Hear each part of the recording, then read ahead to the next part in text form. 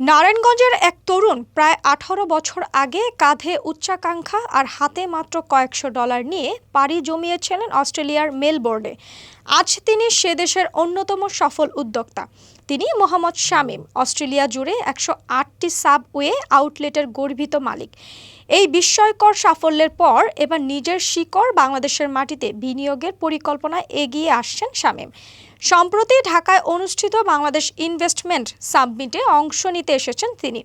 প্রথম জীবনে মেলবোর্নের এক ছোট রেস্টুরেন্টে থালা বাসন পরিষ্কার করার কাজ করতেন শামীম। সেখান থেকে যাত্রা শুরু করে একে একে গড়ে তোলেন শতাধিক সাবওয়ে ফ্র্যাঞ্চাইজি। বর্তমানে তার প্রতিষ্ঠানে কর্মরত রয়েছেন ২,০০০-এরও বেশি কর্মী। বার্ষিক লেনদেন ১২০ মিলিয়ন অস্ট্রেলিয়ান ডলার। সাবওয়ে অস্ট্রেলিয়ার বৃহত্তম ফাস্টফুড চেইনগুলোর একটি। দেশটিতে এর আউটলেট সংখ্যা ১,২০০ ছাড়িয়েছে। শামীম জানান, এত বড় প্রতিষ্ঠানে কর্মরত ২,০০০-এর মধ্যে মাত্র ৬০ জন বাংলাদেশি। ভিসা জটিলতা ও প্রশিক্ষণের অভাবে দেশে থেকে কর্মী নেওয়া কঠিন হয়ে উঠেছে।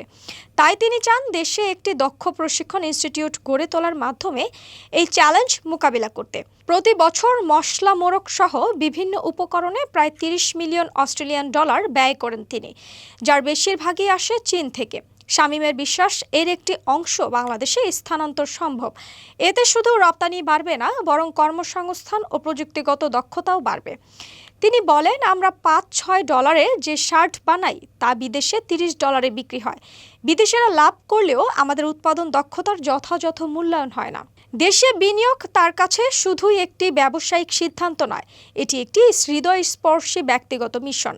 শামীম বলেন, অস্ট্রেলিয়ায় গিয়েছিলাম বাবা মাকে ছেড়ে, ভাই বোনেরা এখনও দেশে, আমার হৃদয় এখানেই রয়েছে। তিনি প্যাকেজিং সুবিধা, ফুড প্রসেসিং কারখানা এবং প্রশিক্ষণ কেন্দ্র স্থাপনের মাধ্যমে দেশের জন্য কিছু করতে চান। তবে লাল ফিতার দৌরাত্ম ও অনিশ্চয়তা তার পরিকল্পনায় বাধা হয়ে দাঁড়ায়। আমি ভর্তুকি চাই না, চাই স্বচ্ছ, দক্ষ ও দ্রুত ব্যবস্থাপনা। ব্যাংকিং ও লজিস্টিক ব্যবস্থায় আধুনিকায়ন দরকার। বাংলাদেশের সরবরাহ ব্যবস্থার সম্ভাব্যতা যাচাইয়ে ইতিমধ্যে স্থানীয় সরবরাহকারীদের সঙ্গে আলোচনা শুরু করেছেন তিনি। খাদ্য প্রক্রিয়াকরণ খাতে যৌথ উদ্যোগ গড়ার জন্য খুঁজছেন অংশীদার।